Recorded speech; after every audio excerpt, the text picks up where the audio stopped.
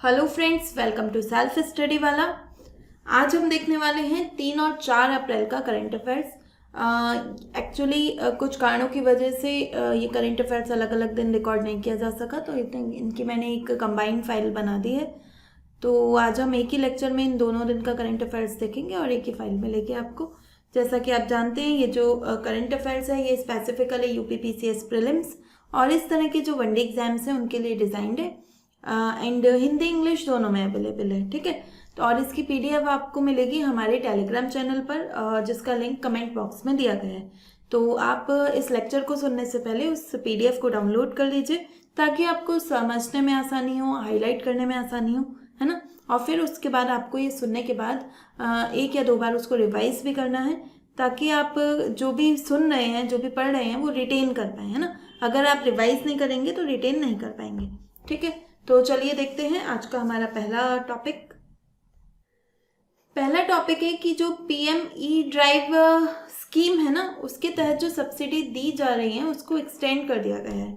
ठीक है, वो 31 मार्च तक दी जानी थी, लेकिन अब उसको एक्सटेंड करके 31 जुलाई तक कर दिया गया है। तो हमारे लिए मेनली इम्पॉर्टेंट है ये पीएमई ड्राइव स्कीम। ठीक है, तो क्या है ये पीएमई ड्राइव स्कीम?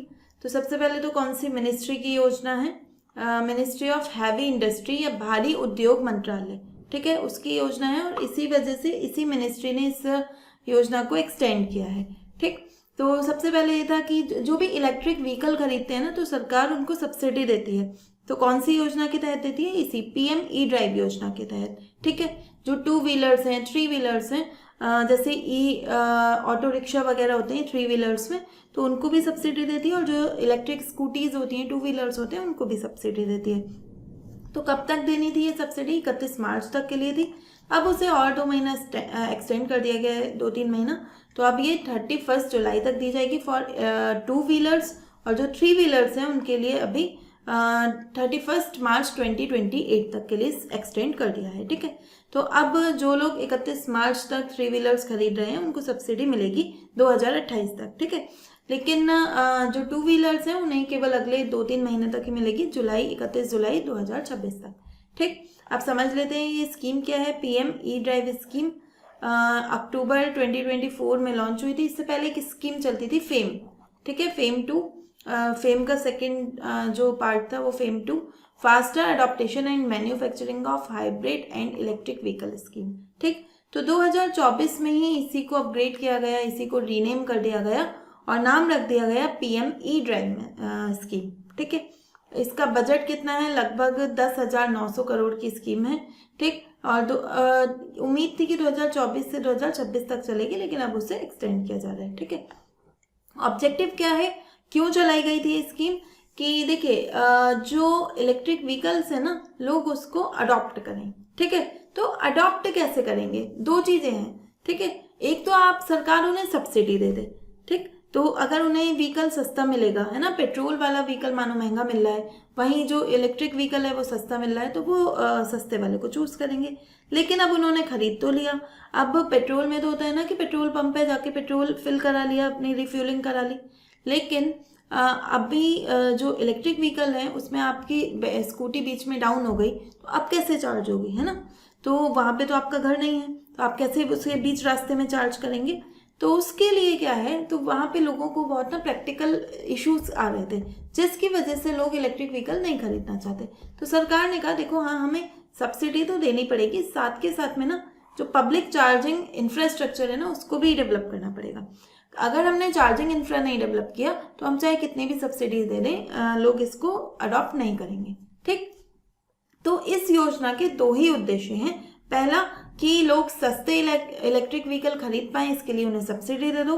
दूसरा, जो पब्लिक चार्जिंग इंफ्रास्ट्रक्चर है, सरकारी इंफ्रास्ट्रक्चर होगा, जैसे पेट्रोल पंप है ना, सिमिलरली ऐसे चार्जिंग इंफ्रास्ट्रक्चर वो डेवलप किया जाएगा। कौन सी मिनिस्ट्री डेवलप कर रही है, किस मंत्रालय की योजना है? तो मिनिस्ट्री ऑफ हैवी इंडस्ट्री, याद रखना है। ठीक है, यहाँ पे कंफ्यूज कर सकता है। ओके, कंपोनेंट क्या है? एक तो सब्सिडी वाला पार्ट तो हमने समझ ही लिया, इसके अलावा क्या कंपोनेंट्स हैं कि चार्जिंग इंफ्रास्ट्रक्चर बनाएगी। ठीक, लगभग 2,000 करोड़ रुपए इसके लिए अलोकेट किए गए हैं कि पूरे भारत में तकरीबन 72,300 पब्लिक फास्ट चार्जर्स जिससे तेजी से चार्जिंग हो पाती है ना, उनको स्थापित किया जाना चाहिए। ठीक है, इसके लिए ना एक सुपर ऐप भी डेवलप किया जा रहा है। सुपर ऐप क्या है कि जैसे पेट्रोल पंप कहाँ है ये पता करने के लिए आप मैपिंग पे जाते हो ना, तो ऐसे ही मैप पे, ठीक है, पता चल जाता है। ऐसे ही एक सुपर ऐप पे पता चल जाएगा कि आपका हाईवे पे इलेक्ट्रिक व्हीकल को चार्ज करने वाला जो इंफ्रास्ट्रक्चर है वो कहाँ लगा हुआ है। ठीक है, तो उसके लिए एक सुपर ऐप भी बनाया है। किसने बनाया है? भेल ने बनाया है। ठीक है, इसके अलावा ई बसेस, ई ट्रक्स, ठीक, इसको भी प्रमोट किया जाएगा पीएम ई बस सेवा के मॉडल के अंतर्गत। ठीक, इसको भी एक्सटेंड किया गया है 2028 तक। और टेस्टिंग एजेंसी अपग्रेडेशन, ठीक है, जो टेस्टिंग एजेंसी हैं वो नई जो टेक्नोलॉजी हैं और इलेक्ट्रिक व्हीकल की टेक्नोलॉजीज और जो बैटरी सेफ्टी स्टैंडर्ड्स हैं, ठीक, तो उनको जांचती जो है ना, उनका परीक्षण करती हैं, तो उनके उसके लिए भी एक अलग से बजट रखा गया है। ठीक है, तो ये थी हमारी टोटल पीएम ई ड्राइव योजना। मेन क्या क्या बातें हैं? सबसे पहला तो है कि कब शुरू की गई, तो अक्टूबर 2024 में। दूसरा क्या ध्यान रखना है, किस मंत्रालय की योजना है, तो जो भारी उद्योग मंत्रालय है, मिनिस्ट्री ऑफ हैवी इंडस्ट्री, उसकी योजना है। कंपोनेंट्स क्या है? मेन 2 कंपोनेंट याद रखने। पहला तो ये सब्सिडी देती है 2 व्हीलर 3 व्हीलर्स को।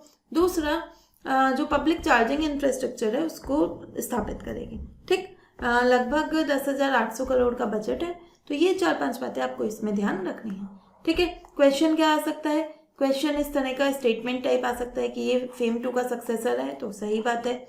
ये मिनिस्ट्री ऑफ पावर की योजना है, तो नहीं, मैंने अभी आपको बताया कि हैवी इंडस्ट्री की योजना है ना, तो 2 गलत हो गया। It aims to promote electric vehicle adoption through subsidies and infrastructure development. इसका उद्देश्य सब्सिडी और बुनियादी ढांचे के माध्यम से इलेक्ट्रिक व्हीकल के अपनाने को बढ़ावा देना है, तो ये बात एकदम सही है ना। तो 2 गलत है, 1 and 3 सही है, आंसर बनेगा ए, 1 and 3 ओनली। नेक्स्ट क्वेश्चन है, कब लॉन्च की गई है पीएम ई ड्राइव? तो अक्टूबर 2024 में इसे लॉन्च किया गया है। ठीक है, तो ध्यान रखिएगा। नेक्स्ट टॉपिक है आज का हमारा एनर्जी स्टेटिस्टिक्स इंडिया। ठीक है, भारतीय ऊर्जा सांख्यिकी। तो इसका एक 33rd एडिशन लॉन्च किया गया है हाल ही में। ठीक है, तो यहाँ पे इंडिया के डुअल ट्रांजिशन के बारे में चर्चा की गई है। अब डुअल ट्रांजिशन या दोहरा संक्रमण क्या है? 2 समस्याएं क्रिएट हो गई हैं भारत के समक्ष। पहला तो है कि भारत एक फास्ट ग्रोइंग इकोनॉमी है, तेजी से बढ़ रही है ना, हमारा डेवलपमेंट का स्तर बढ़ रहा है, जनसंख्या भी बढ़ रही है। ठीक, तो हमें ऊर्जा की आवश्यकता तो ज़्यादा है ना, लेकिन उसके उलट हम एग्रेसिवली ग्रीनिंग पे भी काम कर रहे हैं, है ना। हमें ऊर्जा ऐसे नहीं चाहिए कि जो फॉसिल फ्यूल है उसको बंद करके आ जाए, है ना। जो जीवाश्म ईंधन है, जो पॉल्यूशन फैलाता है, हम उससे ऊर्जा नहीं ले सकते। क्यों? क्योंकि हम ग्रीनिंग को प्रमोट कर रहे हैं। तो अब हमारे पे 2 संकट है, मतलब संकट नहीं है, दोहरा संक्रमण है जो हम पे दबाव डाल रहा है। पहला संक्रमण क्या है कि हमें डेवलप होना है। ठीक है, 2047 तक 2047 जब हम आज़ादी के 100 वर्ष मना रहे होंगे, तब हमारा ये लक्ष्य है कि हम एक विकसित भारत हो, है ना। वहीं दूसरी तरफ है कि हम ग्रीन इंडिया भी हों, है ना, ग्रीनिश को भी हम, पॉल्यूशन ना हो हमारे देश में। अब ये दोनों चीज़ें कैसे एक साथ कदम ताल मिला के चलें, तो इस बारे में इसमें चर्चा की गई है। ठीक है, इस पे हाईलाइट किया गया है। कौन रिलीज करता है रिपोर्ट, कौन पब्लिश करता है? तो मोस्पी, ठीक है, ministry of statistics and programme implementation. ठीक, सांख्यिकी एवं कार्यक्रम क्रियान्वयन मंत्रालय। ठीक, एंड उसका भी एक ऑफिस है, नेशनल स्टैटिस्टिकल ऑफिस, या इसे कहेंगे राष्ट्रीय सांख्यिकी कार्यालय। ठीक, तो ये इसको प्रकाशित करता है। ये बताता है कि भारत पंचामृत जो उसके लक्ष्य हैं या नेट जीरो 2070 का जो टारगेट है उसके लिए क्या क्या कर रहा है ना, कितना उसमें काम कर रहा है, कितना पीछे है, कितना आगे है, ये सब उसको बताएगा। ठीक, तो यहाँ पे अगर हम स्टैटिस्टिक्स की बात करें, इसमें क्या क्या बात की गई है, तो सबसे पहला है कि टोटल प्राइमरी एनर्जी सप्लाई हमारी कितनी है। ठीक है, प्राथमिक ऊर्जा आपूर्ति। ठीक, तो हमारी प्राथमिक ऊर्जा आपूर्ति है 9,32,816 KTOE। यहाँ पे KTOE क्या है? Kilo ton of oil equivalent. ठीक है, अगर यहाँ पे आप लिखना चाहें तो kilo ton of oil equivalent. ठीक, आपसे ये डेटा नहीं पूछेगा, ठीक है, ये याद नहीं रखना, बस ये याद रखना है कि ये 2.95% बढ़ोतरी हुई है। जो पिछला डेटा था उसकी तुलना में इसमें 2.95% की वृद्धि हुई है। पर कैपिटा एनर्जी कंजम्पशन कितना है, तो लगभग 18,000 मेगाजूल है, जो वो भी बढ़ा है ना। 2016 में लगभग 15,000 था, अब 18,000 हो गया। तो ये अच्छी बात है ना, ये दिखा रहा है कि हमारा लिविंग स्टैंडर्ड बढ़ा है। ठीक है, मतलब लोग अब ज़्यादा इलेक्ट्रिक उपकरण जो हैं वो यूज़ कर रहे हैं, व्हीकल्स यूज़ कर रहे हैं, है ना, तभी तो एनर्जी कंजम्पशन बढ़ेगा। तो मतलब और ये कब यूज़ करेंगे, जब उनके जीवन का स्तर बढ़ेगा। ठीक, तो तो आपको कहीं भी ना अच्छा लिविंग स्टैंडर्ड दिखाना हो तो आप ये दिखा सकते हो कि हमारे यहाँ पर कैपिटा एनर्जी कंजम्पशन जो 2016 में मात्र 15,000 मेगाजूल हुआ करता था, अब वो बढ़कर 18,000 मेगाजूल हो गया। ठीक है, तो ऐसे आप इसे इंट्रो वगैरह में कहीं यूज़ कर सकते हैं। टीएनडी लॉसेस क्या होते हैं, ट्रांसमिशन एंड डिस्ट्रीब्यूशन लॉसेस। ठीक है, कि जब जो बिजली बंद तो गई है ना, अब वो आ रही है लोगों के घर में, डिस्ट्रीब्यूट हो रही है, उस दौरान कुछ बिजली का व्यय हो जाता है। ठीक है, लॉस हो जाती है। तो कितनी, 17% है। पहले ये 22% होती थी, अब 17 हो गई। तो अच्छी बात है, ये खराब बात है, अच्छी बात है। ठीक है, पहले हम ज़्यादा हानि करते थे, घाटा हमारा ज़्यादा था 22%, अब वो घट के 17% हो गया, तो अच्छी चीज़ है। रीन्यूएबल एनर्जी का पोटेंशियल लगभग 47,04,043 मेगावाट है। ठीक है, इसमें भी जो सोलर है वो डोमिनेट करती है, लगभग 71%। इसकी ये पूरी जो एनर्जी है, इसका 71% किस ऊर्जा में है, हमारा पोटेंशियल सौर ऊर्जा में। ठीक है, हम 70% सौर ऊर्जा इससे बना सकते हैं। ठीक है, फिर है इंस्टॉल्ड पावर कैपेसिटी। ये इंपॉर्टेंट डेटा है, आपको याद रखना है कि भारत की टोटल स्थापित बिजली क्षमता अभी जो हम कितनी बना रहे हैं बिजली, है ना, वो कितनी है, 520 गीगावाट। ठीक है, 0.51 याद रख भी सकते हो, 520.51, लेकिन उसे छोड़ भी सकते हैं। 520 गीगावाट आपको मेनली ध्यान रखनी है। ठीक है, पिछले एक साल में इसमें लगभग 52,000 मेगावाट का एडिशन हुआ है, डेट इज़ वेरी गुड। ठीक है, तो ये थोड़ा सा ध्यान रखना है। सोलर की एनर्जी याद रखनी है कि सोलर की जो कैपेसिटी है वो तकरीबन कितनी है, 140 गीगावाट। ठीक है, इस समय जो 2014 में मात्र 2.8 गीगावाट हुआ करते थे। ठीक, अगर हम देखें आरई पोटेंशियल, आरई मतलब रिन्यूएबल एनर्जी, है ना, तो रिन्यूएबल अक्षय ऊर्जा, है ना, अक्षय ऊर्जा या रिन्यूएबल एनर्जी, तो उसमें 70% रिन्यूएबल एनर्जी का पोटेंशियल केवल 6 राज्यों में है। कौन कौन से राज्य हैं वो, राजस्थान, महाराष्ट्र, गुजरात, आंध्र प्रदेश, कर्नाटक और मध्य प्रदेश, जहाँ पे हम सौर ऊर्जा, पवन ऊर्जा, है ना, इस तरह की जो रिन्यूएबल एनर्जी है वो बना सकते हैं। ठीक है, तो ध्यान रखना है इन 6 राज्यों के नाम।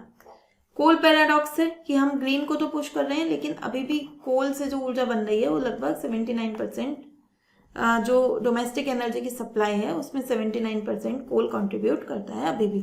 ठीक है, और कोल का प्रोडक्शन एक रिकॉर्ड पे पहुंच गया है इस साल, है ना, 1047 मिलियन टन, इतना कभी नहीं हुआ पहले।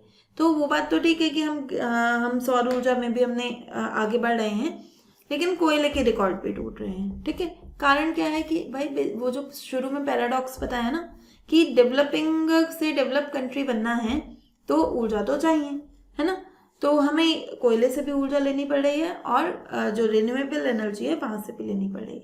ठीक है, और इसमें इन्होंने कहा इस रिपोर्ट में कि भाई देखो जो कोल है ना वो बेस लोड फ्यूल रहने वाला है। क्यों, क्योंकि जब तक हम जो बैटरी एनर्जी स्टोरेज सिस्टम है ना उसको कॉमर्शियल वायबल नहीं बनाएंगे। ठीक है, क्या है ये इशू कि जैसे देखो जो सौर ऊर्जा है, अब सूरज की रोशनी दिन में आई, है ना, रात में नहीं आई, तो अब जहाँ पे ये सोलर प्लांट लगे भी हैं तो उनको क्या होगा, एक जो इंटरमिटेंसी है ये, ठीक है, कि कभी ऊर्जा आ रही है कभी नहीं आ रही है ना, तो हम क्या कर सकते हैं कि जो दिन में आ रही है तो उसको स्टोर करके रख लो बैटरी में, फिर उसे ही रात में भी यूज़ कर लो। ठीक है, या मानो अभी हमने स्टोर करके रख ली, फिर 4 दिन तक सूरज नहीं निकला, बारिश हो गई, तो उस दौरान हमने बैटरी से उस ऊर्जा को यूज़ कर लिया। तो ये हम कब कर पाएंगे, जब ये जो हमारा बैटरी एनर्जी का स्टोरेज सिस्टम है ना ये वायबल होगा, है ना, कॉमर्शियली वायबल होगा, सस्ता होगा, तभी तो लोग स्टोर कर पाएंगे। नहीं तो अभी जो सौर ऊर्जा है वो ज़्यादा लोगों को अट्रैक्ट नहीं करेगी। ठीक है, तो ये इस रिपोर्ट में कहा गया है।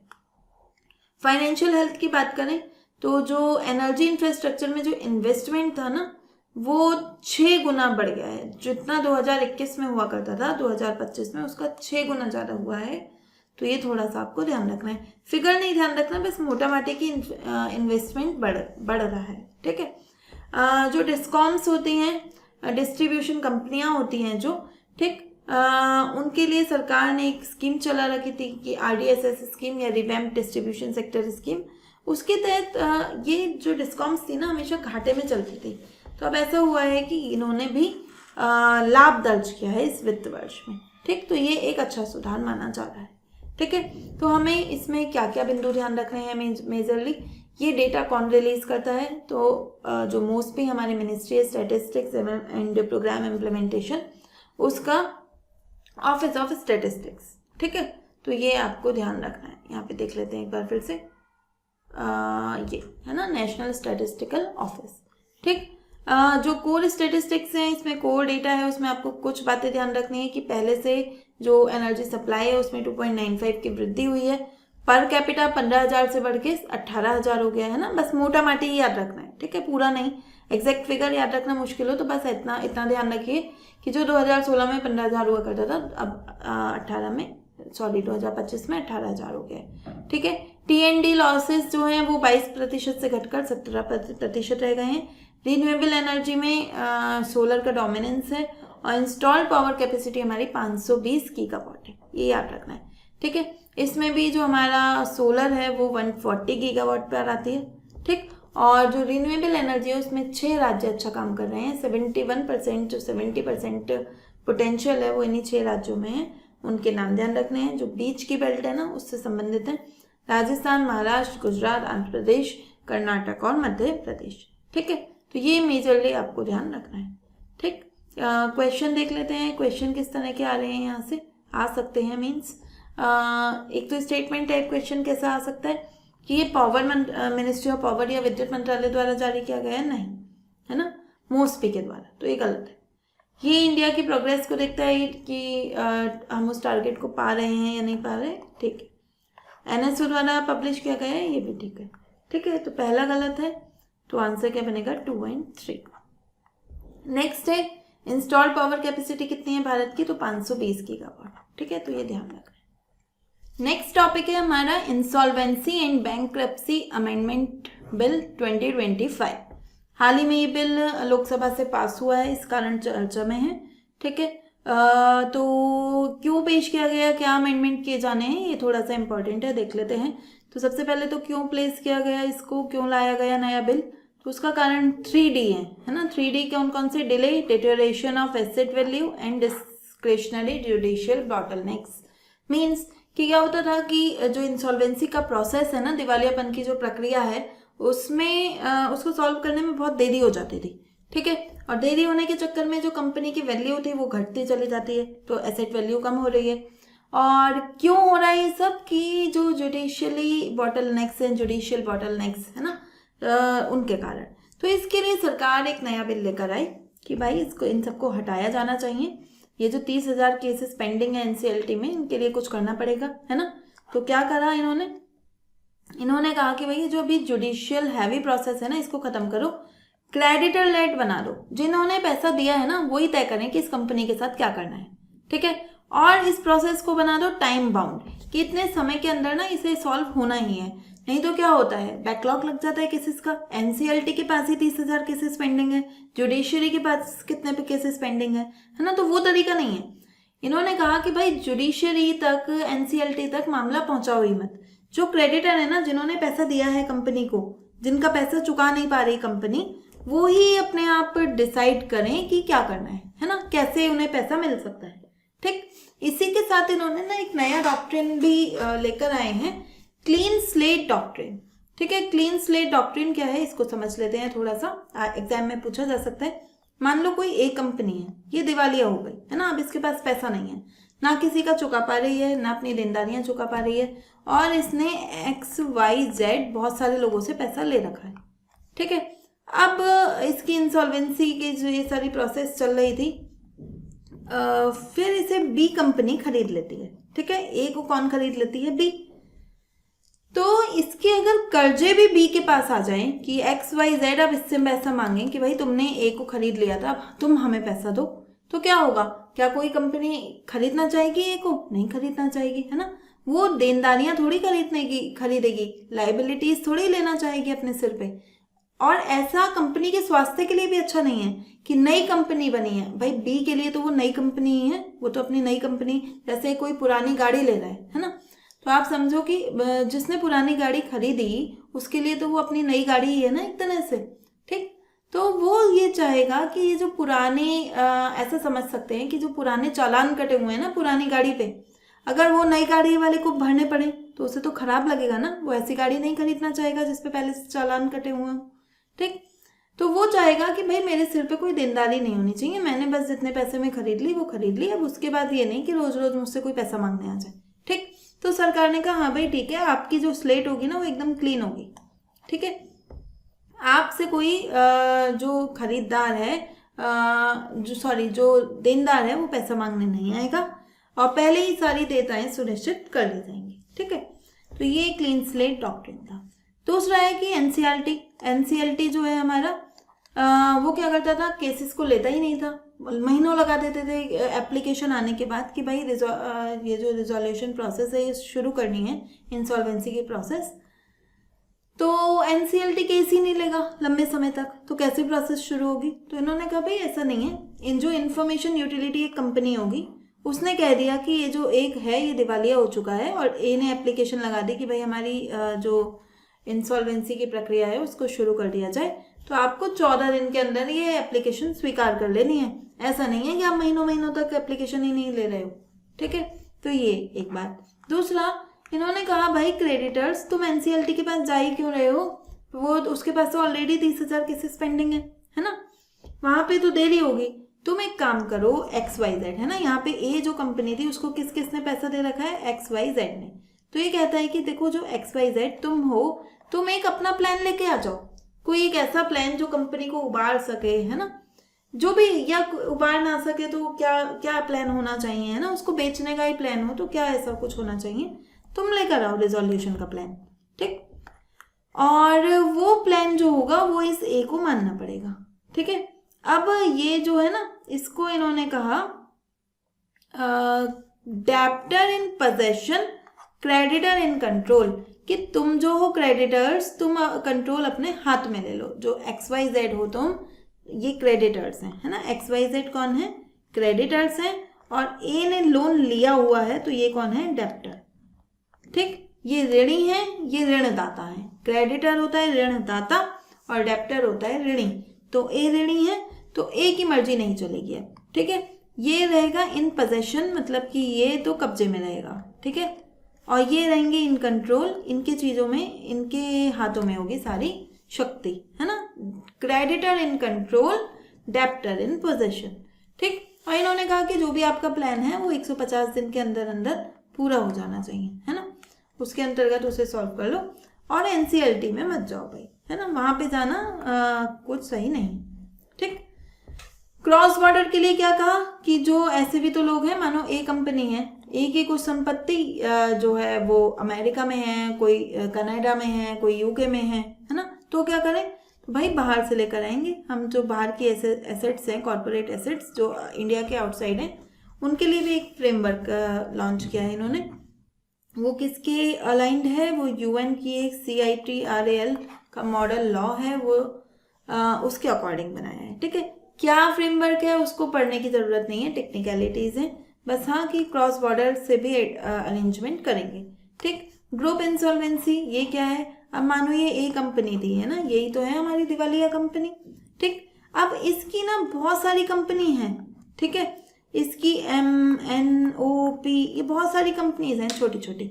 अब अगर हम इन सबको अलग अलग बेचे, M को अलग बेचे, N को अलग, O को अलग, P को अलग, तो क्या होगा, जो इसकी टोटल वैल्यू है ना वो कम हो जाएगी, है ना, मूल्य घट जाएगा, गिर जाएगा, ठीक। लेकिन अगर हम इसको एक ही एंटिटी मानते हुए पूरी एक साथ बेच दें, ठीक, इस पूरी के लिए इंसॉल्वेंसी प्रोसेस शुरू करें, तो हो सकता है कि इसको ज़्यादा अच्छे दामों में कोई खरीद ले, है ना। तो इन्होंने कहा कि जो मल्टीपल कंपनियां हैं, बहुत सारी कंपनियां हैं एक ही कॉर्पोरेट समूह के अंतर्गत, उनको समेकित रूप से, कंसोलिडेट रूप से उनका रिजोल्यूशन कर दो, है ना, इंसॉल्वेंसी प्रोसेस शुरू कर दो। फिर है कि जो सिक्योरिटी इंटरेस्ट है ना, उसको रीडिफाइन किया है। अब ये सिक्योरिटी इंटरेस्ट क्या होते हैं इसको समझ लेते हैं। मानो ए कंपनी है ना, उसको बेच दिया, ठीक है, इंसॉल्वेंसी प्रोसेस में उसको बेच दिया और उससे मान लो 1000 करोड़ रुपए आए, ठीक है। अब ये 1000 करोड़ रुपए से पैसा पहले किसको मिलेगा, है ना, तो जिन्होंने इसे लोन दिया था कौन कौन थे, वो XYZ, ठीक है। सरकार कहेगी कि मैं भी हूँ, मेरे टैक्सेस भी हैं इसमें, इन्होंने टैक्स नहीं जमा किए बहुत समय से। तो पहले क्या होता था अब देखो 2 तरह के क्रेडिटर्स होते हैं, एक होते हैं सुरक्षित, एक होते हैं असुरक्षित। सुरक्षित कौन से हैं? सुरक्षित हैं वो जिन्होंने जब इसे लोन दिया था ना, तो इससे कुछ गिरवी रखवा दिया था, मॉर्टगेज रखवा दिया था कुछ, ठीक है। तो वो होंगे जिनके पास मॉर्टगेज है, जैसे बैंक वगैरह, तो वो सब सुरक्षित में आएंगे, ठीक। तो मानो XYZ के पास, X के पास है मॉर्टगेज, Y के पास है, Z के पास नहीं है, तो ये असुरक्षित है, ठीक है। ये दोनों सुरक्षित हैं, इन दोनों को पहले मिलेगा। सरकार कहेगी कि मेरा जो टैक्स है वो भी सुरक्षित है, क्योंकि वो कैसा होता है, स्टैट्यूटरी ड्यू है, वो तो कानून के तहत है ना, तो वो भी सुरक्षित है।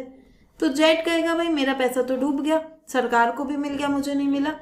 तो सरकार ने यहाँ पे स्पष्टीकरण दिया कि भाई चलो मेरा भी सुरक्षित नहीं है, ठीक है। हम भी किस में आएंगे, अनसिक्योर्ड क्रेडिटर्स में आएंगे, ठीक। पहले तुम सब ले लो, अगर बच जाएगा तो फिर हमें दे देना हमारे टैक्सेस, है ना, नहीं तो कोई बात नहीं, ठीक। तो यहाँ पर सरकार ने स्पष्ट किया कि जो सरकार के टैक्सेस हैं वो सिक्योरिटी इंटरेस्ट में सिक्योर्ड उसमें नहीं आएंगे, ठीक है। यहाँ पे ये जो कंफ्यूजन क्रिएट हुआ था ना, तो एक सुप्रीम कोर्ट के जजमेंट के बाद हुआ था, रेनबो पेपर्स जजमेंट, है ना, उसको डीप में नहीं जाना, बस हल्का सा कंटेक्स्ट ध्यान रखना है कि उस जजमेंट में कहा गया था कि नहीं, सरकार के टैक्सेस भी क्या है उसमें आएंगे, सिक्योर्ड क्रेडिटर्स में आएंगे। लेकिन सरकार ने स्पष्ट किया नहीं, यहाँ पे मतलब उसको कहा है कि नहीं, हम सिक्योर्ड में नहीं आएंगे, अनसिक्योर्ड में आएंगे। इसके तहत जो विड्रॉल के रूल्स हैं उसको भी संशोधित किया गया। पहले क्या होगा ना कि जिस कंपनी को इंसॉल्वेंसी की जानी है, ठीक है, तो अब सारा प्लान बन गया, इन्वेस्टर्स आ गए, अब पूरी इंसॉल्वेंसी की प्रोसेस हो गई। उसके बाद वो लास्ट मिनट पे क्या करते थे, मना कर देते थे कि हमारा समझौता हो गया है देनदारों से और अब हमें इंसॉल्वेंट नहीं होना, ठीक है। तो सरकार ने कहा भाई ऐसा नहीं है कि आप आखिरी मिनट पे जो हो इस प्रक्रिया से निकल के चले जाओगे, है ना। इन्वेस्टर्स का टाइम वेस्ट हो रहा है, जो ऑफिसर्स काम कर रहे हैं इनका टाइम वेस्ट हो रहा है, ऐसे नहीं चलेगा। अब आपको अगर वापस जाना है ना, तो कैसे जाना होगा, जो क्रेडिटर्स हैं, कौन थे क्रेडिटर, जिन्होंने लोन दे रखा था, XYZ, है ना, इनकी एक कमेटी बनेगी। ये कमेटी डिसाइड करेगी कि समझौता करना है या नहीं करना। अब इसमें भी 90% अगर क्रेडिटर अप्रूव करेंगे तो ही माना जाएगा। ऐसा नहीं है कि खाली X ने कह दिया कि हाँ हाँ समझौता कर लो और कर लिया जाएगा, नहीं। जब तक 90% क्रेडिटर नहीं कह देते तब तक क्या होगा, ये समझौता नहीं होगा। और एक और बात, अगर हमने एक बार invitation for expression of interest issue कर दिया, है ना, तो नहीं, तो उसके बाद मतलब कि अब हमने कहा कि हाँ कौन कौन कंपनी खरीदना चाहता है ना, ये इसका इन्विटेशन भेज दिया, तो उसके बाद जो है आप समझौता नहीं कर सकते, फिर तो कंपनी इंसॉल्वेंट होगी, ठीक है। क्वेश्चन क्या आ सकता है, क्वेश्चन आ सकता है स्टेटमेंट टाइप आ सकता है ना, कि ये डिले एसेट डिटेरियोरेशन को जो है वो एड्रेस करता है, तो हाँ समाधान में जो देरी हो रही है उसको, और मूल्यों में जो गिरावट हो रही है उसको संबोधित करता है, सही है। ये क्रेडिटर लेड मॉडल की तरफ जाता है ना, कि जो लेनदार हैं, जो जिन्होंने ऋण दिया है, ऋणदाता, है ना, तो उनको फोकस में रखता है, तो सही बात है ना। और एबॉलिश करता है NCLT के रूल को, नहीं, है ना, NCLT रहेगा, बस वो कहता है कि कम कर दो उसमें जाना, ठीक है, आपस में ही सॉर्ट आउट कर लो, ठीक। तो आंसर रहेगा 1 and 2, answer will be A। Clean slate doctrine क्या है यहाँ पे, तो क्लीन स्लेट डॉक्ट्रिन में creditor can waive all dues before resolution, कि लेनदार समाधान से पहले सभी बकाया माफ कर दें, भाई लेनदारों से कोई मतलब नहीं है ना। Promoter regain control after settlement, कि समझौते के बाद प्रमोटर का नियंत्रण वापस आ जाए, ऐसा भी नहीं है। Buyer acquire asset with zero past liability, जो नया खरीदार है जिसने वो एसेट्स खरीदी हैं उसके ऊपर अब कोई लायबिलिटी नहीं होगी। ठीक है, तो आंसर क्या बनेगा? सी। नेक्स्ट टॉपिक है हमारा कि जो सीबीडीटी है उसने भी क्लैरिफाई किया है कि जो GAAR एग्जेम्पशंस हैं, है ना, उनके लिए। अब ये क्या है? सीबीडीटी क्या है? Central board of direct taxes. GAAR क्या है? General anti avoidance rule. ठीक है, आसान भाषा में समझें तो पहले कंटेक्स्ट समझते हैं। क्या होता था कि ना एक होता है कि टैक्स इन्वेजन, है ना, और एक होता है टैक्स अवॉइडेंस। ठीक, टैक्स अवॉइडेंस में क्या होता है कि हम ऐसा कुछ करते हैं, हम ऐसे ट्रिक्स अपनाएंगे जिससे हमें टैक्स देना ना पड़े सरकार को। ठीक, तो सरकार ने कहा भाई अगर थोड़ा नेचुरल सा है तो ठीक है ना, कि टैक्स अवॉइडेंस के लिए आप कोई लॉजिकल चीज चूज कर रहे हो तो ठीक है। लेकिन अगर आपने इलॉजिकल तरीके से अपना टैक्स अवॉइड कराने का मतलब टैक्स चोरी कर रहे हो तो क्या होगा? आप पे कार्रवाई होगी। ठीक है, तो इसके लिए सरकार 2017 में एक नियम इशू करती है, जनरल एंटी अवॉइडेंस रूल। ठीक है, GAAR। इसके तहत वो स्पष्ट करती है कि अगर आपने कुछ काम खाली कर चोरी के लिए कर रखे हैं ना, तो उसके आधार पर ऐसा नहीं है आपका कर माफ हो जाएगा, है ना, फिर तो आपको टैक्स देना पड़ेगा, पेनल्टी भी देनी पड़ेगी। ठीक, तो यहाँ पे 2017 में ये नियम आता है। अब क्या हुआ है, एक टाइगर ग्लोबल केस आता है जनवरी 2026 में। इसमें जो है ये कहते हैं कि अब ऐसा भी तो हो सकता है ना कि कोई कंपनी 2016 में बनी है लेकिन वो बिकी 2022 में है ना, तो अब क्या होगा? 16 में बनी थी तो वो कंपनी कहेगी कि हमारा तो जो एडजस्टमेंट है वो तुम्हारे रूल आने से पहले ही हो गया, है ना। लेकिन सरकार कहेगी अब आप बिके तो 2022 में हो, तो अब आपका जो हमें प्रॉफिट है वो तो अब मिलेगा। ठीक, मतलब इस तरह की कुछ कंफ्यूजन्स क्रिएट हो रहे थे। तो इस केस में सुप्रीम कोर्ट ने कहा था कि जो टैक्स अथॉरिटीज़ हैं वो 2017 के पहले के भी जो ऐसे केसेस हैं जिसमें टैक्स अवॉइडेंस के लिए ही उन्होंने पूरा अरेंजमेंट किया है उनको ले सकते हैं, है ना। तो हम उनको परमिशन देंगे कि आप उन पे GAR के तहत टैक्स वसूल कर लो, पेनल्टी लगा लो।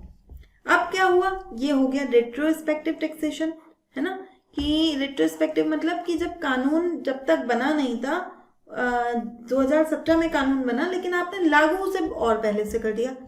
ठीक है, इससे अब क्या होगा? जो इन्वेस्टर्स हैं उनमें डर बैठ जाएगा। वो तो कहेंगे कि भाई भारत में तो अब वो भारत में तो सोच के आए थे कि ये कानून है नहीं और बाद में कानून आया तो वो तो बात की कंपनियों के लिए आना चाहिए ना, हमारे लिए थोड़ी ना, हम तो पहले से इन्वेस्ट कर चुके। तो लेकिन इन्होंने रिट्रोस्पेक्टिवली उसे इम्प्लीमेंट करा दिया, लागू करा दिया। ठीक, तो अब इन्वेस्टर कहेंगे भाई भारत भरोसे का देश नहीं है, वहाँ तो कोई भी कानून पिछली डेट से भी लागू करा देते हैं वो, तो अब क्या होगा? क्या वो नए इन्वेस्टमेंट करेंगे? नहीं करेंगे, डरेंगे भारत में इन्वेस्ट करने से। तो सरकार क्या चाहेगी कि इन्वेस्टर डरें या फ्री होकर इन्वेस्ट करें? सरकार चाहेगी कि इन्वेस्टर डरे नहीं, है ना, अच्छे से ही ईज ऑफ डूइंग बिजनेस के तहत बढ़िया से निवेश करें, उनमें किसी तरह का डर व्याप्त ना हो। तो सरकार ने स्पष्ट किया कि भाई देखो, हाँ सुप्रीम कोर्ट तो कह रहा है कि हम लगा सकते हैं, कानून लगा सकते हैं, है ना, लेकिन हम ऐसा करेंगे नहीं। जो भी कंपनियां पहले से 2017 के पहले से अस्तित्व में हैं उन पर GAR लागू नहीं होगा। ठीक है, तो सरकार ने ये स्पष्टीकरण दिया सरकार की ओर से CBDT ने। ठीक है, GAR क्या है मैंने आपको बता दिया कि अगर कोई ऐसा अरेंजमेंट किया जा रहा है जिसका कोई कॉमर्शियल सब्सटेंस नहीं है ना, ऐसा नहीं है कि वो व्यवसाय करने के लिए आवश्यक था लेकिन आपने वो काम केवल इसलिए किया है कि ताकि आप टैक्स चोरी कर सको, है ना, आपको टैक्स का फायदा मिल जाए, तो ऐसा नहीं होगा, आपको टैक्स भरना पड़ेगा। ठीक है, तो ये GAR था, 1 अप्रैल 2017 से लागू हुआ था। अब इन्होंने एब्सोल्यूट ग्रैंडफादरिंग कर दी है कि अब जो 1 अप्रैल से पहले जो कंपनियां बन चुकी हैं उनकी अगर सेल भी हो जाती है, ट्रांसफर भी होता है, तब भी हम उनसे GAR के तहत टैक्स नहीं लेंगे। ठीक है, भले ही वो डेट कुछ भी हो, 2017 हो, 18 हो, 20 हो, 30 हो, कोई भी डेट हो, हम उन पे ये लागू नहीं होगा। ठीक है, यहाँ पे इन्वेस्टमेंट और अरेंजमेंट में क्या अंतर है, यहाँ सीबीडीटी ने एक और बात क्लैरिफाई की है कि देखो एक चीज़ है अरेंजमेंट, एक चीज़ है इन्वेस्टमेंट। ठीक है, कि अरेंजमेंट में तो आपने कुछ ऐसा स्ट्रक्चर करा है कि जिससे आपका टैक्स चोरी कर सकते थे आप, है ना, आपको टैक्स नहीं भरना पड़े। तो अगर आप अपनी कंपनी बेच नहीं रहे हो, ठीक, तो हम आपके इस स्ट्रक्चर की जांच कर सकते हैं आगे। ठीक है, कि जो अगर बेचने के बाद आप बेच दी आपने कंपनी, फिर कैपिटल जो आ रहा है कैपिटल गेन टैक्स आ रहा है आपके, तो वो तो नहीं लेंगे हम, चलो आपका स्ट्रक्चर। लेकिन जो कंटिन्यू चीज़ें चल रही हैं, है ना, वहाँ पे हम आपका चेक कर लेंगे कि आपका ये जो स्ट्रक्चर आपने बनाया है ये कहीं टैक्स अवॉइड करने के लिए तो नहीं बनाया है ना, और अगर ऐसा है तो फिर आप पे कार्यवाही की जाएगी। ठीक है, तो मतलब सरकार ने स्पष्ट किया कि अगर आप क्या करते हो, आपने 2016 में कोई कंपनी बनाई थी, अगर आप उसे 2025-26 में बेच देते हो तो आपको जो कैपिटल गेन टैक्स भरना था वो हम नहीं लेंगे, है ना, वो जीएआर के तहत हम नहीं लेंगे। अगर वो जीएआर के तहत मतलब आपने ऐसा कुछ अरेंजमेंट किया है, ठीक, कि आप उसे अवॉइड कर सकते हो। लेकिन इसके अलावा अगर कुछ टैक्सेस हैं, है ना, कोई ऐसी इनकम आ रही है आपकी, डिविडेंड आ रहे हैं जो ऐसे लग रहे हैं कि आपने टैक्स चोरी करने के उद्देश्य से ही किया है, तो हम उस पर कार्यवाही करेंगे। ठीक है, यहाँ इस सरकार ने यह स्पष्ट किया है, सीबीडीटी ने स्पेसिफिकली। तो आपको यहाँ पे बहुत ज़्यादा डीप में नहीं जाना, आपसे क्या पूछ लेगा कि जीएआर क्या है, इसका क्या उद्देश्य है। तो इसका उद्देश्य है कि जो टैक्स इन्वेजन करते हैं लोग, है ना, आर्टिफिशियल अरेंजमेंट के थ्रू, ठीक, उसको रोकना। ठीक है, देखो अवॉइडेंस जो होता है ना, टैक्स अवॉइडेंस, वो गैर कानूनी नहीं माना जाता। ठीक है, लोग अपने टैक्स बचाने के लिए काम करते हैं, लेकिन अगर आपने वो जेन्यूनली नहीं किया गया, है ना, आर्टिफिशियली किया है, तो फिर वो टैक्स इन्वेजन ही माना जाएगा। ठीक, नेक्स्ट क्या बन सकता है कि इसके लिए क्लैरिफिकेशन किसने इशू किया था, तो सीबीडीटी ने। ठीक है, central board of direct taxes ने इसे इशू किया था। नेक्स्ट है एक Malvan anti submarine warfare shallow watercraft. ठीक है, ये एक चर्चा में था। क्यों चर्चा में है, हमने एक शैलो वाटरक्राफ्ट अभी हाल ही में भी पढ़ा था। ठीक है, अग्रे, आपको नाम याद होगा, लास्ट क्लास में आई थिंक पढ़ा है हमने अग्रे, वो भी anti submarine warfare shallow watercraft है। वो किसने बनाया था, जीआरएससी ने। ठीक है, garden reach ship builders and engineer limited, Kolkata में जो है, ये किसने बनाया है, कोचीन शिपयार्ड लिमिटेड ने। ठीक है, तो इसने ये इंडियन नेवी को दिया है, दूसरा वेसल है 8 में से जो इसे इंडियन नेवी को सौंपने हैं। ठीक, माही क्लास का है, तो माही क्लास मतलब इसका जो पहला शिप था वो माही होगा, है ना, INS माही। ठीक, नाम मालवा, जो मालवा रीजन है महाराष्ट्र का, उस पर रखा गया है। सिंधु दुर्ग फोर्ट है वहाँ पे, छत्रपति शिवाजी महाराज के लिए जाना जाता है मालवा का एरिया। ठीक है, और इसे क्या कहा गया है, सबमरीन हंटर। ठीक, कि ये क्या करेगा, टॉर्पीडोज होंगे इसमें और सबमरीन को शिकार कर पाएगा, पनडुब्बियों को शिकार कर पाएगा। ठीक, टॉर्पीडो है और रॉकेट है, RBU 600 रॉकेट है। ठीक, छोटे छोटे ऑपरेशंस भी कर सकता है, जैसे पायरेसी, स्मगलिंग, इन्फिल्ट्रेशन हो रहा है ना, इनको करने में भी सक्षम है। उथले पानी का है ना, शैलो वाटरक्राफ्ट है, तो तट के आसपास ही रहेगा, है ना, बहुत डीप वाटर में नहीं जाएगा। ठीक है, कुछ सेंसर्स लगे हुए हैं यहाँ पे, नवल माइंस में भी काम करेगा। हाँ, ये सेंसर्स हैं, जैसे होल माउंटेड सोनार अभय। ठीक, हल माउंटेड सोनार अभय है इसमें। तो इस तरह की चीज़ें आपको ध्यान रखनी है। ये जो हमारा ASWC प्रोजेक्ट है, anti submarine warfare shallow watercraft project, ठीक है, इसके तहत 16 शिप बनने हैं। तो 8 का कॉन्ट्रैक्ट दिया गया है, 8 का कॉन्ट्रैक्ट दिया गया है CSL को, कोचीन शिपयार्ड लिमिटेड को, और बचे 8 का दिया गया है GRSC को। ठीक है, जो CSL बनाएगा वो कौन से बनाएगा, माही क्लास के 8, और जो GRSC बनाएगा वो अर्नाला क्लास के। मतलब इसका पहला अर्नाला है शिप, INS अर्नाला, और इसका है INS माही। तो इसका ही शिप जो था अग्रे, वो हमने पढ़ा था।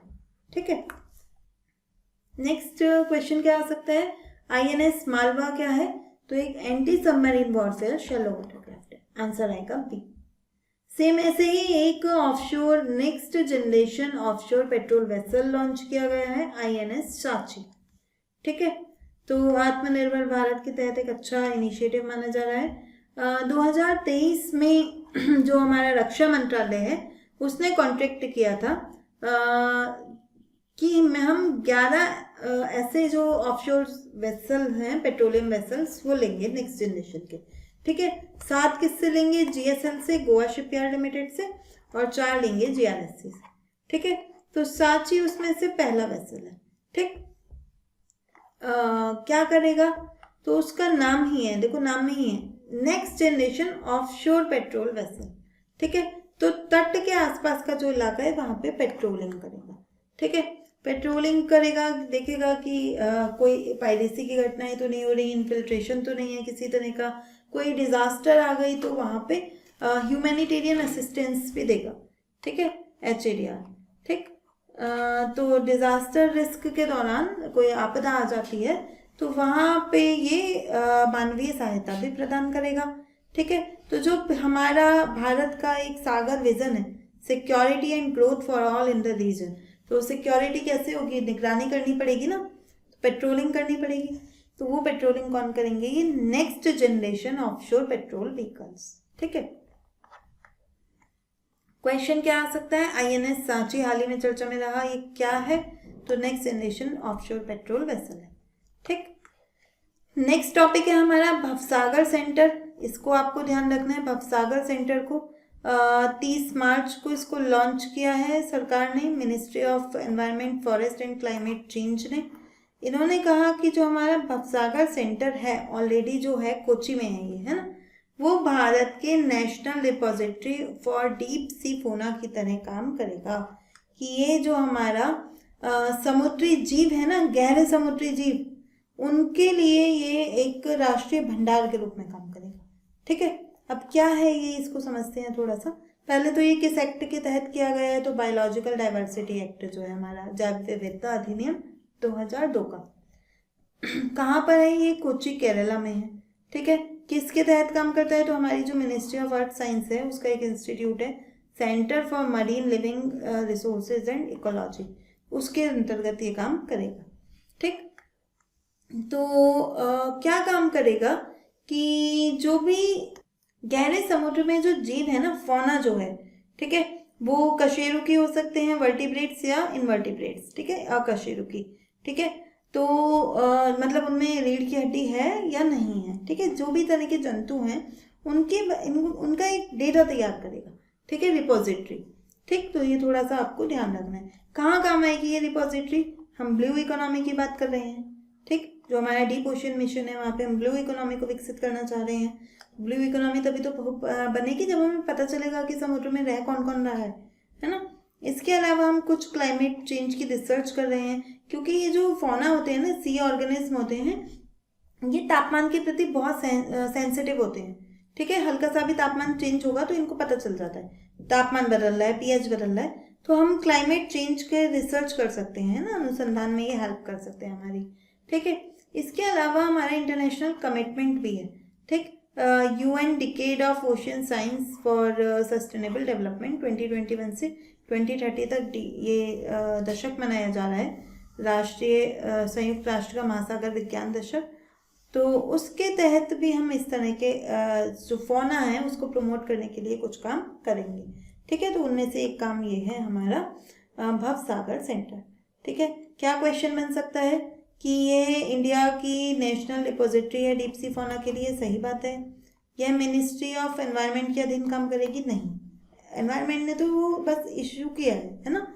काम किसके अधीन करेगी? मिनिस्ट्री ऑफ अर्थ साइंस के। तो 2 गलत हो गया। ये विशाखापट्टनम में है? नहीं, विशाखापट्टनम में भी नहीं है, कोच्चि में है ना, कोच्चि केरला। आंसर बनेगा 1 ओनली ए। नेक्स्ट क्या आ सकता है? भवसागर सेंटर किसके अधीन काम करता है? तो centre for marine living resources and ecology. Answer B.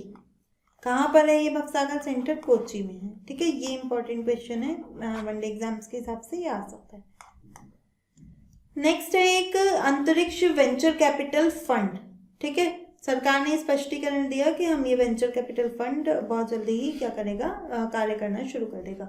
ठीक है, तो 1005 करोड़ का फंड है, इम्पोर्टेंट है, याद रखना है। ठीक, 1005 करोड़ रुपए का फंड है, ये फंड बनाया गया है और सरकार का कहना है कि ये इंस्टीट्यूशनल सेटअप्स को कंप्लीट कर चुका है और जल्दी ही अपना फर्स्ट डिस्बर्समेंट करेगा, है ना, कि वितरण शुरू हो जाएगा। क्यों बनाया गया है? वैली ऑफ डेथ के लिए। वैली ऑफ डेथ क्या है? देखिए, क्या होता है ना कि जो भी स्टार्टअप होगा, तो स्टार्टअप का जो इनिशियल फेज होता है ना, वो बहुत डिफिकल्ट होता है। क्यों डिफिकल्ट होता है? क्योंकि काम ज़्यादा करना पड़ता है और पैसा आएगा नहीं अभी, है ना। जो प्रोटोटाइप बनाना है, रिसर्च करनी है, ठीक है, तो इन सब चीज़ों में बहुत खर्चा भी होगा, है ना, टाइम भी जाएगा, लोगों को रखने की भी ज़रूरत होगी।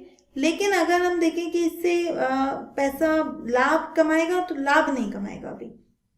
ठीक है, अभी रिसर्च हो रही है, प्रोटोटाइप बन रहा है, फिर परीक्षण होंगे, तब जाके वो जो स्टार्टअप है स्पेस का पर्टिकुलरली, है ना, तो वो स्पेस स्टार्टअप, मानो कोई रॉकेट बना रहा था, तो फिर वो रॉकेट बनेगा 5-10 साल बाद, फिर वो रॉकेट क्या होगा, लॉन्च होगा, फिर वो कॉमर्शियली वायबल होगा, कि फिर अब वहाँ से पैसा आना शुरू होगा। तो इतना जो लंबा पीरियड है ये 5-10 साल का, इसमें इनका खर्चा कैसे चलेगा? ठीक है, तो इसके लिए सरकार, इसे कहते हैं वैली ऑफ डेथ। ठीक है, ये वैली ऑफ डेथ है कि इस दौरान जो इसको, इस समय को पार कर जाते हैं वो तो सफल हो जाते हैं, जो इसको पार नहीं कर पाते तो वो फिर स्टार्टअप खत्म हो जाते हैं। ठीक है, तो ये इसके लिए ये बनाया गया है कि ऐसी स्थिति में, इस समय में, ट्रांजिशन फेज में सरकार अपने फंड से क्या करेगी, इन स्टार्टअप्स को थोड़े समय के लिए सहायता देगी। ठीक है, तो 1000 करोड़ का फंड है। नोडल एजेंसी कौन है? तो IN space, Indian national space promotion and authorisation centre. ठीक है, तो भारतीय राष्ट्रीय अंतरिक्ष संवर्धन और प्राधिकरण केंद्र इसका नोडल एजेंसी है। ये जो फंड है इसको मैनेज कौन करेगा? तो सिडबी का वेंचर कैपिटल लिमिटेड इसे मैनेज करेगा। सेबी के तहत ये फंड रजिस्टर्ड है और तकरीबन 40 स्टार्टअप्स को ये फंडिंग दी जाएगी। ठीक है, क्वेश्चन क्या आ सकता है? फंड का कॉर्पस पूछ सकता है कि कितने का है। ठीक है, ये मुझे काफ़ी इंपॉर्टेंट लग रहा है कॉर्पस, तो आप ध्यान रखिएगा, 1005 करोड़ का फंड। ठीक, नेक्स्ट आएगा कि ये किसके द्वारा मैनेज किया जा रहा है? तो सिडबी का वेंचर कैपिटल लिमिटेड के द्वारा। ठीक, नेक्स्ट है बिराग बायोनेस्ट इंक्यूबेशन सेंटर। ठीक है, इसकी बायोनेस्ट की अगर हम फुल फॉर्म देखें तो bio incubator nurturing entrepreneurship for scaling technology. ठीक है, किसका है? बिराग का। बिराग क्या है? एक इंस्टीट्यूट है, biotechnology industry research assistant council. PSU है हमारे जो साइंस एंड टेक्नोलॉजी मिनिस्ट्री है ना, विज्ञान प्रौद्योगिकी मंत्रालय, उसका एक डिपार्टमेंट है, डिपार्टमेंट ऑफ बायोटेक्नोलॉजी, उसके अंतर्गत। ठीक है, तो अब आप ऐसे समझिए, साइंस टेक की मिनिस्ट्री, ठीक, उसके अंतर्गत आएगा डीबीटी, डिपार्टमेंट ऑफ बायोटेक्नोलॉजी, उसके अंतर्गत आएगा BIRAC biotechnology industry research assistant council, और उसका एक प्रोग्राम है बायोनेस्ट।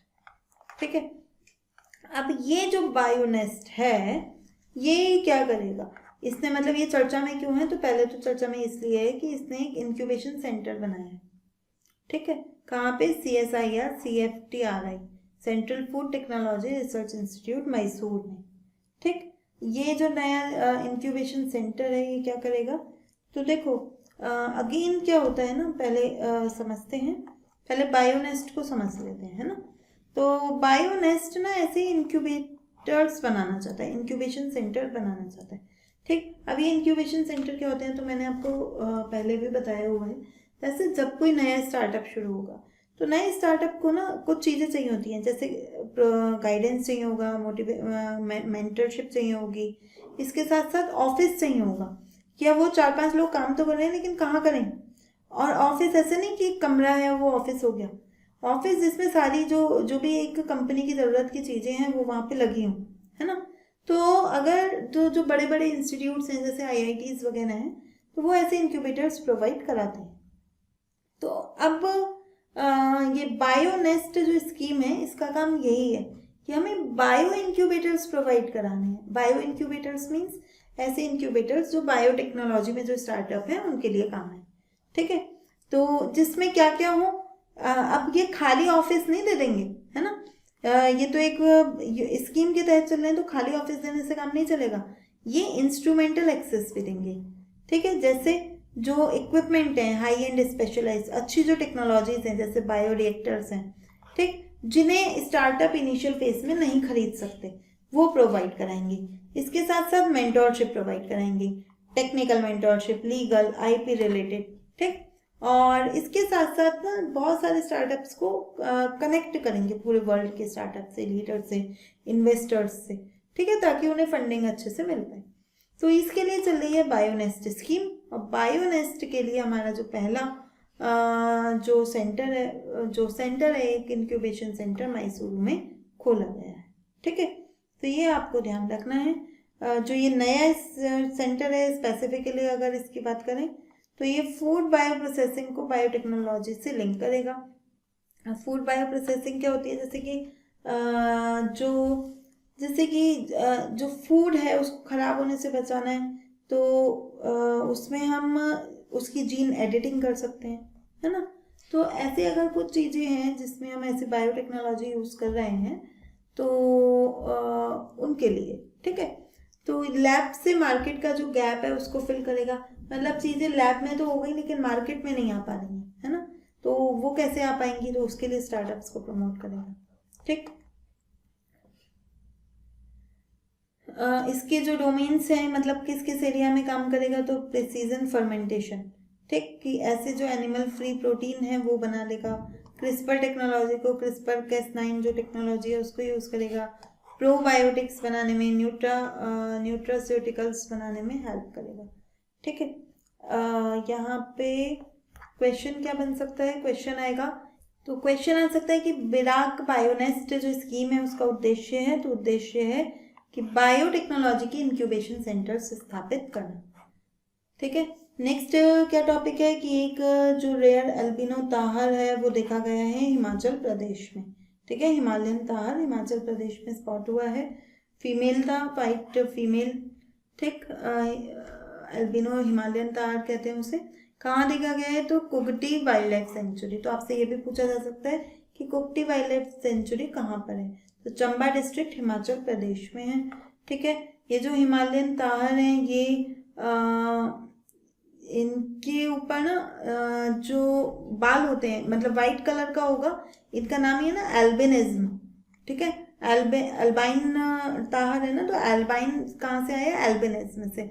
एल्बिनिज्म में क्या होता है कि उनका जो शरीर होता है ना वो इस तरह से एक जेनेटिक कंडीशन होगी कि उनमें कोई भी मेलानिन प्रोडक्शन नहीं होगा। मेलानिन मतलब कलर नहीं होगा उनके शरीर का, कोई वाइट कलर के होंगे, ठीक है। तो यहाँ पे बहुत रेयर होता है इस स्पेशीज में, तो वो है यहाँ। प्रेडेटर्स के लिए बहुत वल्नरेबल है, जैसे स्नो लेपर्ड होते हैं, क्योंकि इनके पास ना कोई कलर नहीं है ना, तो जो आवरण बना लेते हैं, छल आवरण, कि लोगों को छल हो जाता है कि है या नहीं है, ऐसा कुछ नहीं होता है इनके पास, ठीक। तो आसानी से पकड़ में आ जाते हैं, तो हिम तेंदुए वगैरह के पकड़ में आसानी से आ जाते हैं और इनका शिकार हो जाता है, ठीक। तो ये जो कुगटी वाइल्ड लाइफ सेंचुरी है हिमाचल प्रदेश में है, वहाँ की दूसरी सबसे बड़ी वाइल्ड लाइफ सेंचुरी है, रावी और चिनाब रिवर के बीच में है ये स्थित है, ठीक है। हिमालयन ताहर की बात करें तो एक बड़ा मैमल है, मैं आपको दिखा देती हूँ कि जैसे बकरी होती है ना, वाइल्ड गोट है ना, उस तरह का है, इस तरह का आपको दिखेगा, ठीक है। तो कहाँ पे रहने के लिए बनाया ये, हिमालय है ना, हिमालयन ताहर है तो स्टीप रॉकी माउंटेन स्लोप्स पे, ठीक है, जो पथरीले और खड़े पहाड़ी ढलान है वहाँ पे रहता है। कहाँ कहाँ मिलता है, भारत में मिलता है, नेपाल, सदर्न तिब्बत, भूटान, इन जगहों पे मिलता है। IUCN लिस्ट में नियर थ्रेटेंड है, ठीक है।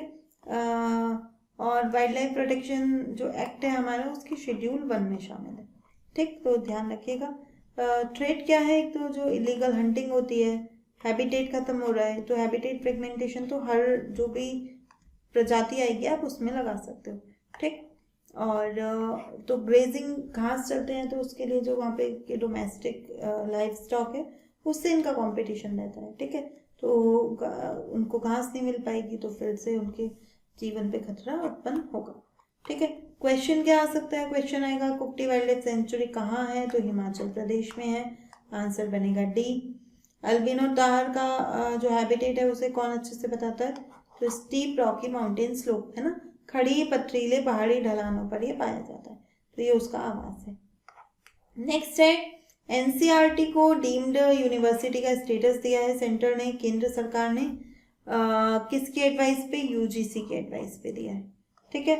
तो डी नोवो कैटेगरी में दिया है। डी नोवो कैटेगरी क्या होती है, डी नोवो कैटेगरी उन संस्थानों के लिए आरक्षित होती है जो जो कन्वेंशनल जो एजुकेशन सिस्टम है ना यूनिवर्सिटी जैसा, उससे नहीं बंधे हुए, बल्कि एक अपडेट कर रहे हैं खुद को, है ना, इमर्ज कर रहे हैं, अपडेट कर रहे हैं, नए नए एरियाज में जा रहे हैं, एक्सप्लोर कर रहे हैं चीज़ों को। तो उस श्रेणी में इसको क्या दिया है उन्होंने, institute deem to be university का जो स्टेटस है वो प्रदान किया है। एनसीईआरटी का हेडक्वार्टर और उसके जो 6 रीजनल इंस्टीट्यूट है सभी को ये स्टेटस है, ठीक है। तो इससे क्या फ़र्क पड़ेगा, ठीक। सबसे पहले तो जो डिग्री देने का काम है, अभी अपनी खुद की डिग्री दे सकता है एनसीईआरटी, पहले नहीं दे सकता था, है ना। पहले इसको अपनी डिग्री किसी से एफिलिएट करानी होती थी, किसी राज्य के विश्वविद्यालय से, ठीक। तो अब ये अपनी डिग्री दे सकता है, बीएड, एमएड, पीएचडी वगैरह की। अपना करिकुलम जो करिकुलम डिज़ाइन था तो वो पहले भी करता था, लेकिन एडवाइजरी रोल था। अब इसकी अपनी ऑटोनॉमी होगी, ठीक है। अपने जो हायर एजुकेशन के कोर्सेज हैं उसमें अपना जो करिकुलम है अपने से डिज़ाइन कर सकता है। रेगुलेशन पहले मिनिस्ट्री ऑफ एजुकेशन के अधीन था, लेकिन अब ये यूजीसी के अधीन भी आएगा, ठीक है। ग्लोबल रीच में अगर हम देखें तो पहले तो बस की टेक्स्ट बुक ही इसकी ग्लोबल पहुंच पाती थी विश्व में अलग अलग जगह, लेकिन अभी अपने कैंपस बना सकता है, ठीक है। ऑफशोर कैंपस या विदेशी कैंपस बना सकता है विभिन्न देशों में, ठीक। इंटीग्रेशन की बात करें, डिजिटल इंटीग्रेशन की, तो पहले ये जो अपने सारे रिकॉर्ड था वो ट्रेडिशनल वे में रखता था, है ना, पारंपरिक रूप से रखता था, लेकिन अब इसे क्या बनाना होगा, एक एकेडमिक बैंक ऑफ क्रेडिट बनाना होगा, ठीक है। एकेडमिक बैंक ऑफ क्रेडिट क्या है कि जो भी मतलब हर स्टूडेंट का ना उसको कितने कितने क्रेडिट मिले हैं किस किस सेमेस्टर में, उसका बैंक है, उसका सारा ब्यौरा उसमें रखा जाएगा, ठीक है। तो इसके तहत इसके साथ ही सरकार ने कुछ नियम भी बनाए हैं कि भाई नॉट फॉर प्रॉफिट ही काम करोगे तो, है ना, ऐसा नहीं है कि कॉमर्शियल बन जाओगे उस समय के बाद। यूजीसी के तहत तुम्हें अनुपालन करना होगा यूजीसी के साथ, वो जो भी रैंकिंग एनआईआरएफ की रैंकिंग इशू करता है, नाक का एक्रेडिशन है, उन सब में पार्टिसिपेट करना होगा। और आपको डी नोवो कैटेगरी में दिया है ना, तो रिसर्च करना मत भूलना। एआई जैसे जो नए फील्ड है ना, वो एजुकेशन में कैसे काम आएंगे, उन सब पे आपको रिसर्च करनी है, ठीक है। तो ये थोड़ा आपको ध्यान रखना है। क्वेश्चन क्या आ सकता है, ऐसे स्टेटमेंट टाइप आ सकता है कि नया स्टेटस मिला एनसीईआरटी को, तो इससे क्या प्रभाव पड़ेगा। अपनी डिग्री दे सकता है, हाँ दे सकता है। खाली मिनिस्ट्री ऑफ एजुकेशन से रेगुलेट होगा, नहीं, यूजीसी से भी रेगुलेट होगा। और ऑफशोर सेंटर बना सकता है, हाँ बना सकता है, ठीक है। तो 1 and 3 answer will be B.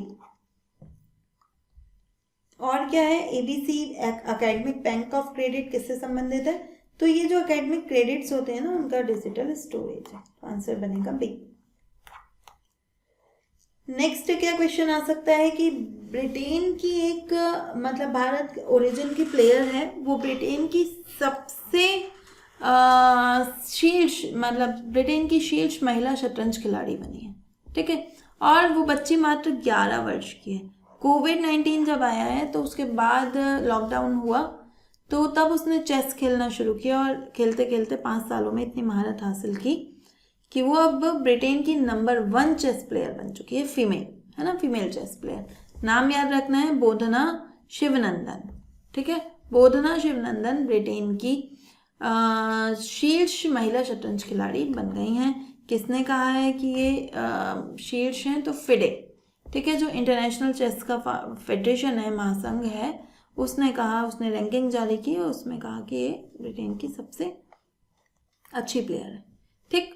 और इन्होंने किसको हटाया है, किसको पीछे छोड़ा है, तो 25 साल की 4 टाइम ब्रिटिश विमेन चैंपियन है लैन याओ, ठीक है, तो उनको इन्होंने पीछे छोड़ा है। भारत से इनका संबंध है, मैंने बताया एक भारतीय मूल की हैं। कहाँ से संबंध है, कहाँ की रहने वाले थी इनकी फैमिली, तो तमिलनाडु के तिरुचिरापल्ली में, ठीक है। तो ध्यान रखना है, लॉकडाउन के बाद इन्होंने शुरू किया। और ये इंग्लैंड की सबसे कम उम्र की प्लेयर बन गई हैं जिसने अभी तक किसी भी खेल में भाग लिया है, ठीक है, in any sports at the chess olympiad. ठीक है, हंगरी में चेस ओलंपियाड में भाग लिया इन्होंने और इसी के साथ ये सबसे युवा खिलाड़ी बन गई। ठीक, किसके आपसे क्वेश्चन आ सकता है कि हाल ही में चर्चा में रही बोधना शिवनंदन किस खेल से संबंधित है? तो चेस से संबंधित है, शतरंज से संबंधित है। नेक्स्ट है president colour for service excellence. ये अवार्ड दिया गया है प्रेसिडेंट द्रौपदी मुर्मू ने, किसे दिया है? उड़ीसा पुलिस को दिया है। ठीक है, कब जो उत्कल दिवस हमने बात की थी 1 अप्रैल को उत्कल दिवस मनाया जाता है, उस दौरान इन्होंने इसकी चर्चा की थी, मतलब इसको घोषित किया था। ठीक है, निशान कहा जाता है इसे। ये क्या है कि जो भी सेनाएं हैं या राज्य के पुलिस बल हैं उनमें कौन सबसे अच्छा प्रदर्शन करेगा। ठीक है, तो अच्छा प्रदर्शन करने वाले को ये दिया जाने वाला सर्वोच्च सम्मान है। ठीक, किस लिए दिया जाता है?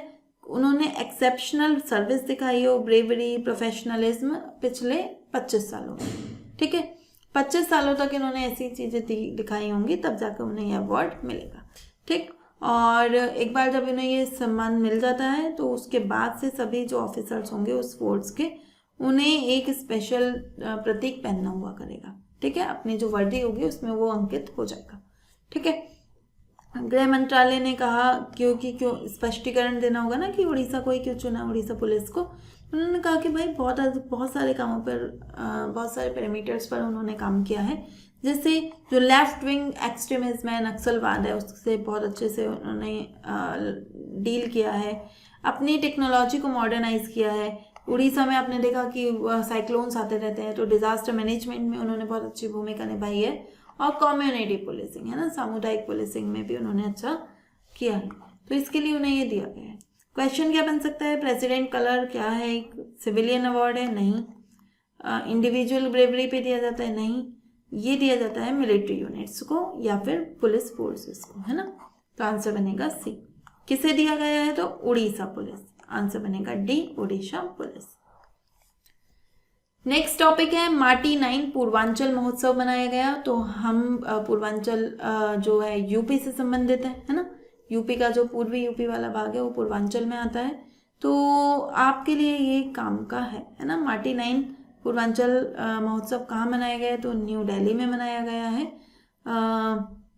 क्या क्या सेलिब्रेट कर रहे हैं? जो पूर्वांचल रीजन का आर्ट है, क्यूजीन है, टूरिज्म है, हेरिटेज है, वो सबको देखेंगे, है ना, वो मनाएंगे। माटी क्यों कहा गया है? माटी वर्ड मिट्टी से बना है ना। मिट्टी माने सॉइल, सॉइल माने कि जो भूमि है उससे आपका कितना डीप कनेक्शन है। तो पूर्वांचल के लोगों का उनकी भूमि से डीप कनेक्शन है, इसको शो करने के लिए माटी कहा गया है। ठीक है, 9 दिन का सेलिब्रेशन होगा तो माटी 9 कहा गया है। ठीक है, क्या क्या है? अब देखो महोत्सव में तो कुछ ज़्यादा चीज़ें नहीं आएंगी, वहाँ पे ना कुछ आर्ट और थिएटर वगैरह परफॉर्म किए गए हैं, तो वो आपका जो यूपी स्पेशल के पेपर है ना, GS 5 और 6, वहाँ काम आ सकते हैं, प्रीलिम्स में काम आ सकते हैं, तो वो देख लेते हैं एक बार। ठीक है, फोक आर्ट्स जो लोक कलाएं हैं वो शो दिखाई गई हैं, वहाँ पे उनका परफॉर्मेंस हुआ है, प्रदर्शन हुआ है। कौन कौन सी है? जैसे बिरहा, कजरी, चैती, झूमर। ठीक है, तो ध्यान रखिएगा। तो ये पूर्वांचल से संबंधित है। ओके, पूर्वी यूपी कह सकते हैं। इसके अलावा नौटंकी जैसे जो थिएटर हैं, ठीक, उनका प्रचार प्रसार किया गया है। लैंग्वेज की बात करें तो भोजपुरी, मैथिली, अवधी। ठीक है, तो इन भाषाओं में कवि सम्मेलन कराए जा रहे हैं। ठीक है, तो आपको जहाँ सब आइडिया होना चाहिए कि इस पूर्वांचल रीजन में भोजपुरी चलती है, मैथिली, अवधी। ठीक, इसके अलावा ये जो 1 डिस्ट्रिक्ट 1 प्रोडक्ट की जो स्कीम चल रही है उसके तहत मार्केट प्लेस भी, बाजार भी प्रोवाइड करा रहा है। जैसे कुछ चीज़ों के को यहाँ पे शामिल किया गया है, जैसे गोरखपुर का टेराकोटा, भदोही के कारपेट, आजमगढ़ की ब्लैक पॉटरी, वाराणसी का सिल्क, बनारसी सिल्क, है ना, फेमस है। और ये काला नमक चावल जो सिद्धार्थ नगर मोस्ट इम्पॉर्टेंट है ना। तो इन सबको, ये सब भी है वहाँ पे, जो लोग चाहें इन्हें खरीद सकते हैं। ठीक है, तो 1 डिस्ट्रिक्ट 1 प्रोडक्ट का भी प्रमोशन हो रहा है साथ साथ में। क्या क्वेश्चन आ सकता है कि कौन कौन जो है पूर्वांचल महोत्सव से संबंधित है? बिरहा है, कजरी है, घूमर नहीं है ना, घूमर राजस्थान की है, झूमर है यहाँ पे। ठीक, तो 1, 2 and 4 answer will be B. Next है कौन सही से मैच नहीं है। गोरखपुर टेराकोटा से संबंधित है, सही बात है। भदोही कारपेट से है, सही है। आजमगढ़ ब्लैक पॉटरी से है, ये भी सही है। वाराणसी मार्बल से है, नहीं। वाराणसी किससे है, जो हमारे बनारसी साड़ियाँ होती हैं, है ना, उससे संबंधित है। तो आंसर बनेगा डी, वाराणसी। आज का लास्ट टॉपिक है, फीमेल बीएमसी कमिश्नर बनी है देश की पहली। कौन है, नाम ध्यान रखना है, अश्विनी भिड़े नाम है उनका। और बृहन मुंबई जो म्यूनिसिपल कॉरपोरेशन है उसकी कमिश्नर बनी है ये, ठीक है। ऐसी पिछले जो लोकल गवर्नेंस का जो 160 साल का इतिहास है उसमें पहली ऐसी महिला है जो इतने बड़े पद पर आई हैं, ठीक है। नागरिक निकाय के बड़े पद पर आई हैं। किसे हटा रही हैं, भूषण गगरानी, उनको हटाया इन्होंने और उनके स्थान पर आई हैं, ठीक है। सबसे और जानी जाती हैं कि जो भी आईएएस ऑफिसर हैं, है ना, 1995 के आईएएस ऑफिसर हैं, मेट्रो वुमेन नाम से जानी जाती हैं और बहुत चैलेंजिंग स्थितियों में काम करा है, अपनी सर्विस एक्सेलेंस के लिए जानी जाती रही हैं। और उम्मीद करी जा रही है कि ये जो अपनी जो भी इनकी म्यूनिसिपल कॉरपोरेशन है उसको अच्छे से संभालेंगे, क्योंकि जो बृहन मुंबई म्यूनिसिपल कॉरपोरेशन है ना, बहुत बड़ी है। 80,000 करोड़ का बजट है, जो छोटे छोटे हमारे राज्य हैं उनका नहीं है इतना, ठीक है। तो एक बड़ा पद है इनका और काफ़ी मुश्किल भरी सिचुएशंस में इन्होंने पहले भी काम किया है, इवन उसके लिए जानी भी जाती है, ठीक है। क्वेश्चन क्या आ सकता है, क्वेश्चन आ सकता है कि अश्विनी भिड़े देश की पहली म्यूनिसिपल कमिश्नर बनी है, वो कहाँ सर्व करेंगी, तो बृहन मुंबई में, ठीक। तो आंसर रहेगा डी। इसी के साथ आज का लेक्चर समाप्त होता है। कल संडे है तो संडे की क्लासेस नहीं आएंगी, है ना। अब आपको लेक्चर मिलेगा 6 तारीख के लिए, 6 अप्रैल के लिए। और इस बार मैंने ये 2 डेट्स को मर्ज किया है, कोशिश करूँगी कि आगे से ऐसा नहीं होगा, ठीक। तो आप इसे अच्छे से पढ़िए, PDF डाउनलोड कर लीजिए। कोई भी क्वेरी हो, कोई इशू हो तो आप उसे कमेंट बॉक्स में बता सकते हैं, ठीक है। मिलते हैं नेक्स्ट क्लास में मंडे में। Thank you.